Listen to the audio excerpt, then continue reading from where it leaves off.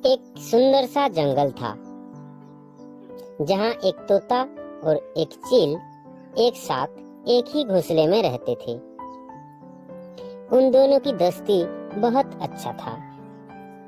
वो दोनों सूरज की पहली किरण के साथ उड़ान मारते हुए खाना ढूंढकर शाम को अपने घर लौट आते थे। एक दिन की बात, तोता ने कहा, चील भैया, आपको एक बात बताऊं? बताओ बताओ, क्या बात है? भैया, मैं और एक मैना एक दूसरे को बहुत पसंद करते हैं। मैं उसे शादी करना चाहता हूँ। अरे वाह, ये तो बहुत अच्छी बात है। तुम्हारी शादी की सारी तैयारी मैं करूंगी और तुम्हारी शादी में तो मैं बहुत नाचूंगी। कुछ दिन के बाद तोता और मैना की शादी हुई। वो दोनों बहुत खुशी में रहने लगे। लेकिन चील को अपने साथ रहने का मैना को बहुत बुरा लगा। एक दिन मैना तोता से कहा, सुनिए, तुम चील भैया को बोलो वो दूसरे की ओर जाकर रहिए और कितने दिन हमारे साथ एक घोंसले में रहेंगे। अरे, तुम ये क्या बोल रहे हो? चील भैया मेरा बचपन की दोस्त है। हम दोनों बचपन से आज तक एक साथ रहे आए हैं और आज तुम उसको निकालने की बात कर रहे हो? नहीं नहीं, ऐसा नहीं होगा। अरे, चील के आदत को तुम नहीं जानती। आज हम दोनों हैं, कल हमारा अंडा होगा, बच्चे होंगे और उस चील ने हमारा बच्चा या अंडे को खा जाएगा तो क्या होगा? नहीं नहीं, वो ऐसा नहीं है। वो बहुत अच्छा है। वो कभी ऐसा नहीं करेगा जिसमें हमारा बुरा होगा। नहीं, मुझे उस पर विश्वास नहीं है। यदि तुम ऐसा नहीं करोगे तो तुम तुम्हारे दोस्त के साथ रहो, मैं तुम्हारा घर छोड़कर चली जाऊंगी। चील कुछ ही दूर से उन दोनों की बात सुन रहा था तो आकर कहा, भाभी, घर छोड़कर तुम कहीं नहीं जाना, मैं चला जाऊंगा। अरे नहीं नहीं चील भैया, तुम हमें छोड़कर कहीं नहीं जाओगे। मैं तुम्हें नहीं जाने दूंगा। उसकी बात को बुरा मत मानिए। नहीं भैया, मैं यहाँ और नहीं रहूंगा। हम दूर रहने पर भी हमारा दोस्ती ऐसे ही रहेगा। मैं चलता हूँ यार, तुम दोनों खुश रहना और किसी मुसीबत आए तो मुझे बुलाना, मैं तुम्हारा मदद के लिए अवश्य आऊंगा। कुछ दिन बीत गया। मैना ने अंडा दी। एक दिन एक सांप उस रास्ते पर जा रहा था और देखा एक पेड़ के ऊपर दो चिड़िया बैठे हैं। उनको खाने के लिए सांप पेड़ के ऊपर गया और वहाँ दो तोता और अंडे देखकर बहुत खुश हो गया और बोला, अरे वाह, आज तो मेरा पेट भर जाएगा।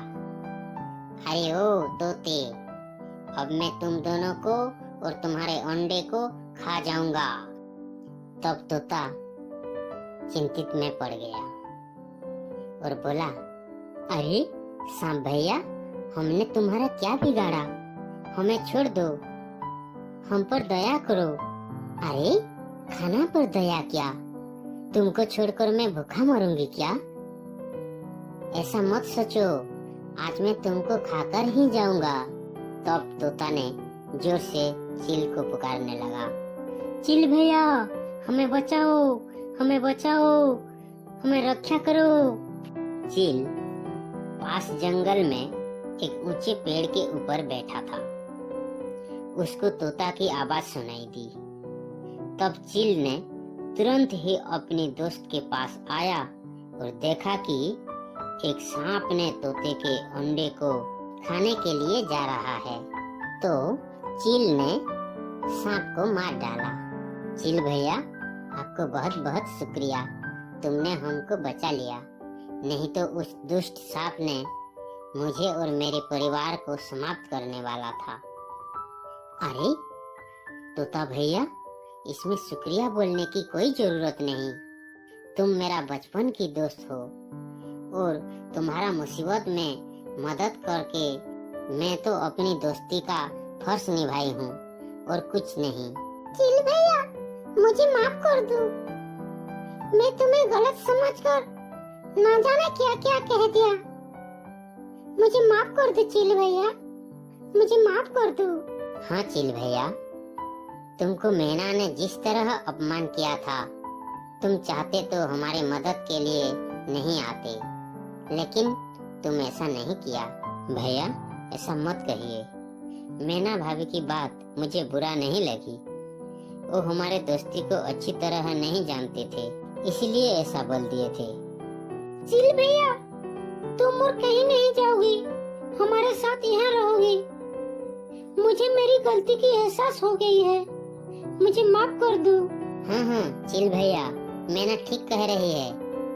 तुम हमको छोड़कर और कहीं नहीं जाओगे, यहीं पर हमारे साथ रहोगे।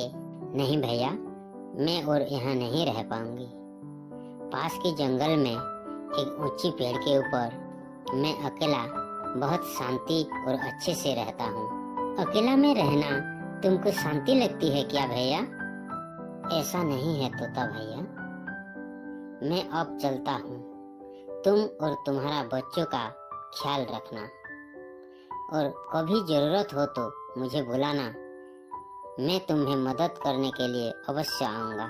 ऐसा बोलकर चिल ने चला गया। मैना और तोता उसे देखते रह गए।